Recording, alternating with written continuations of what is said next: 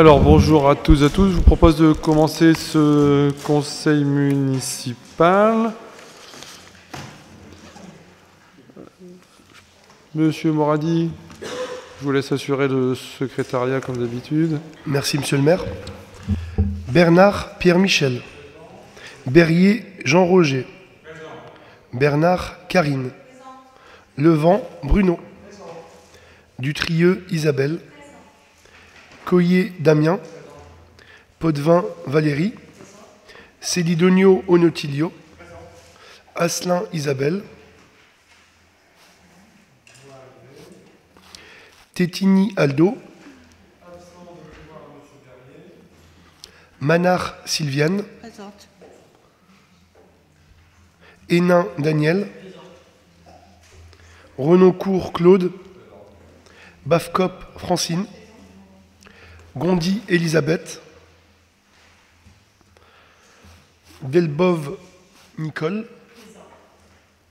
Benguenou Amar. Bille Isabelle. Beljouri Ali. Pires Martine. Thorez Isabelle. Vincent Alain. Kenouf Nathalie. Messager Patrick. Degog Cédric. Gandao Régis. Choquet Christine. Moradi Cyril présent. Walran Edith. Malo Peggy. Jamjam Hamid. Dolik Virginie. Ladrier Dimitri. Merci. En communication, 2-3 communications. Tout d'abord, je vais évoquer le conseil municipal, le prochain conseil municipal qui devait initialement avoir lieu courant avril. Mais on a eu des retours de l'agglo. Pour les contrats de ville, il faut qu'on ait obligatoirement des délibérations qui soient faites au plus tard pour la fin mars. Le conseil municipal aura donc lieu le 11 mars prochain. Et lors de ce conseil, à la limite, les assos vont être contentes parce qu'elles vont gagner quelques semaines sur leurs subventions, puisqu'on validera sur ce conseil les différentes subventions pour le monde associatif. Donc vous notez donc le 11 mars, le prochain conseil. Ensuite, pour le 14 juillet, le contrat vient d'être signé. Alors comme c'est une année olympique, on a essayé de trouver un chanteur sportif. Ce sera donc Yannick Noah qui sera donc présent le 14 juillet sur la place Roger Salengro. Et vous rappelez qu'il y a des documents à signer, la décision modificative. Donc avant de partir, sur la table qui est là devant vous, merci de signer avant de quitter la salle du conseil. Pour les décisions administratives, est-ce qu'il y a des questions? Il n'y a pas de questions. Sur le déroulé du dernier conseil municipal du 20 décembre, pas de questions non plus. On peut donc attaquer les délibérations. La première délibération, ça concerne la convention portant désignation d'un référent déontologue pour les élus locaux. Donc il y a eu un texte de loi qui est passé donc en février 2022 qui prévoit que tout élu peut consulter un référent déontologue chargé de lui apporter tout conseil utile au respect des principes déontologiques consacrés dans la charte de l'élu local. La charte de l'élu local, on l'avait revalidée lors des dernières élections municipales, lors des premiers conseils qui ont suivi les élections. Donc il y a 7 engagements spécifiques. Je ne vais pas vous relire les 7 engagements que vous avez tous connaissance. Le décret prévoit notamment que le référent déontologue sera donc indemnisé par la commune d'Anzin dans les conditions de l'arrêté du 6 décembre 2022, pris en application du décret numéro 2022-1520 du 6 décembre 2022, relatif au référent déontologue de l'élu local, soit 80 € par dossier sur présentation d'un justificatif mentionnant uniquement le nom de la collectivité dont relève l'élu ainsi que la date de la saisine. Les missions de référents déontologues sont exercées en toute indépendance et impartialité par des personnes choisies en raison de leur expérience et de leurs compétences. Il est bien sûr tenu au secret professionnel et à la discrétion professionnelle pour tous les faits qui lui sont rapportés. Il est proposé, suite donc un appel, on va dire, pour avoir un référent déontologue, c'est donc M. Jacques Billet, administrateur territorial en retraite, ancien DGAS en date du 14 décembre 2023, qui a donc envoyé un courrier signalant qu'il était d'accord pour être référent déontologue des élus de la commune d'Anzin. Sur ces bases, il est demandé au conseil municipal de bien approuver la désignation du référent déontologue élus locaux pour la durée du mandat en cours et de m'autoriser à signer tous les documents relatifs à cette désignation. Y a-t-il des questions? Non. Donc arrivée de Madame Gondy. Qui vote contre? Abstention? Voté à l'unanimité. La deuxième délibération, c'est la modification de la grille des effectifs. Madame Bernard. Oui, merci Monsieur le maire. Donc une petite délibération. Donc nous proposons dans notre cadre de la politique de résorption de l'emploi précaire la stagiarisation d'un agent qui était actuellement en contrat pour un temps non complet à 17h30. Donc voilà. Pas de questions non plus. Qui vote contre? Abstention? Voté à l'unanimité. La troisième délibération.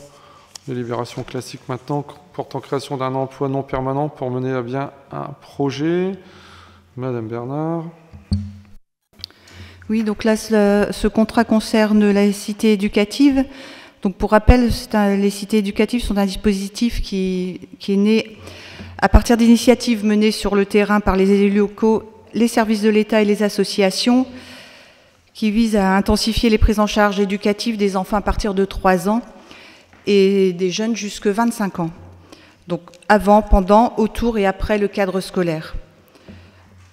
Donc là, il s'agit en l'occurrence du poste de chef de projet opérationnel de la cité éducative que nous proposons de prolonger jusqu'au 30 avril 2024. Actuellement, nous sommes en discussion avec la ville de Valenciennes et les services de l'État pour la reconduction du projet. Donc ce serait très certainement reconduit, mais en attendant, il nous faut prolonger le contrat du chef de projet. Y a-t-il des questions sur cette délibération? Non plus. Qui vote contre? Abstention? Voté à l'unanimité. La quatrième délibération concerne le marché d'exploitation des installations des bâtiments communaux. Modification contractuelle numéro 2. Monsieur Berrier. Merci, Monsieur le maire. Chers collègues, vous savez que depuis de nombreuses années, nous avons confié à un exploitant le travail sur nos chaufferies, aussi bien qu'en fourniture, qu'en entretien, qu'en réparation.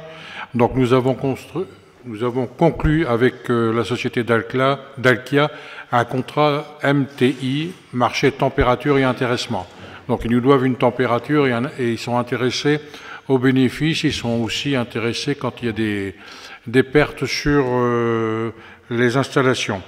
Donc ce marché comporte 3 volets. Le premier volet, c'est le P1, c'est la fourniture de combustible, quel que soit le combustible, c'est-à-dire ou gaz, ou pellet, ou gasoil. Le P2 concerne le petit entretien des chaufferies et le P3 concerne la garantie totale. C'est-à-dire qu'on convient avec l'exploitant à ce qu'on remplace certains matériels pendant toute la durée du contrat. Donc ces avenants passent régulièrement puisque nos biens immobiliers évoluent. Notamment, par exemple, on a aujourd'hui désaffecté l'école Gilliard et l'école Voltaire au profit de l'école Simone Veil. Donc les 2 chaufferies qui concernaient ces 2 bâtiments sont reportées maintenant sur Simone Veil, où on a un autre combustible qui est le pellet.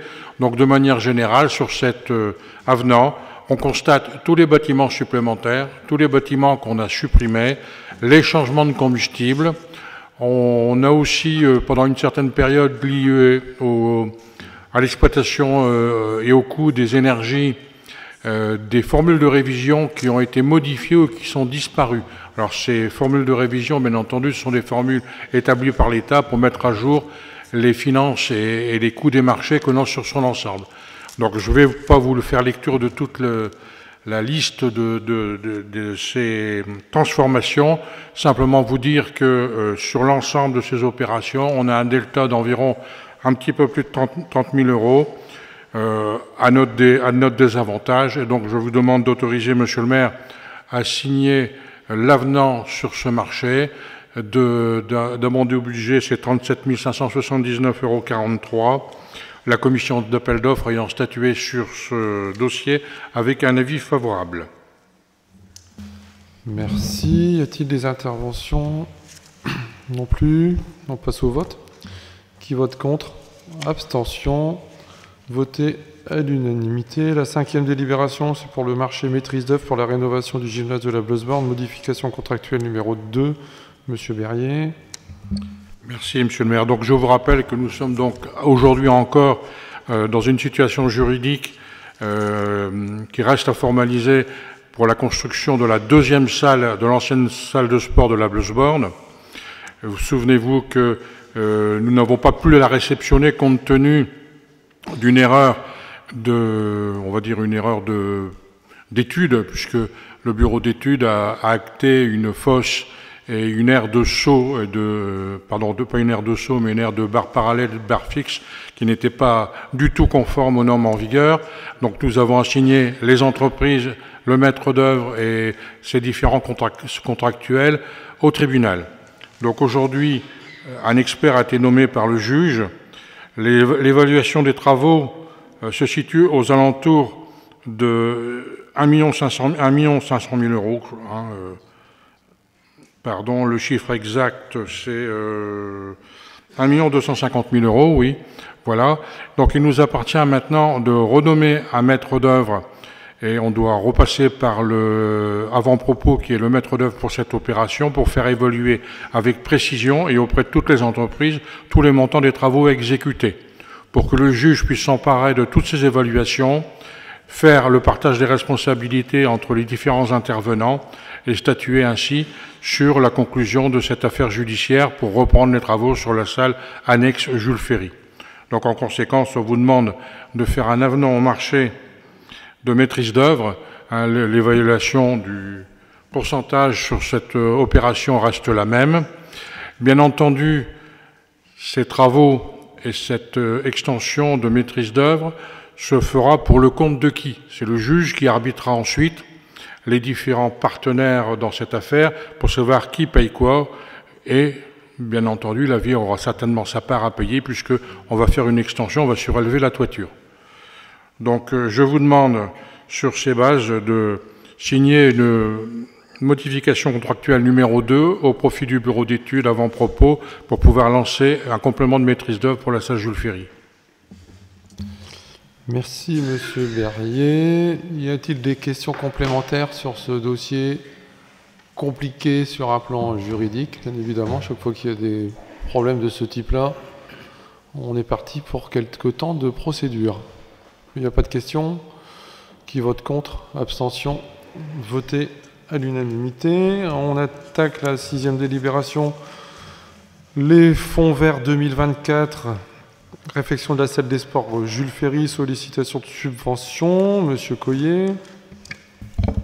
Merci, Monsieur le maire. Si vous le permettez, je vais faire une synthèse des 3 délibérations, puisque c'est un appel pour des subventions sur le même objet. Fonds vert. Donc je rappelle que le fonds vert, c'est un dispositif qui a été créé l'année dernière, qui vise à accompagner la transition écologique dans les territoires autour de 3 axes. L'axe 1, c'est la performance environnementale. L'axe 2, c'est l'adaptation du territoire au changement climatique. Et l'axe 3, c'est l'amélioration du cadre de vie. Ce dispositif est prévu jusqu'en 2027 avec une enveloppe pour cette année au niveau national de 2,5 milliards. La délibération 6 concerne la réfection de la salle des sports Jules Ferry, notamment donc des travaux d'isolation de toiture, menuiserie et plomberie. Le coût total est de 1 342 095 € TTC. Là-dessus, donc, la ville sollicite au niveau du fonds vert donc 394 000 €. La dotation politique de la ville déjà acquise en 2023 pour 300 000 € et une subvention donc projet territoriaux structurants pour 200 000 €. Donc là, on est sur une subvention totale par rapport au projet Hortas de 80%. C'est le maximum que la collectivité peut avoir pour tout projet. La délibération 7 concerne l'amélioration de l'éclairage public avec l'installation de LED et une télégestion. C'est ce qui avait été voulu par Monsieur le maire pour accélérer les économies d'énergie à venir. La dépense totale s'élève à 630 071 € TTC et là, on va solliciter auprès du Fonds vert 420 047 €. On est toujours à 80% en taxe de subvention.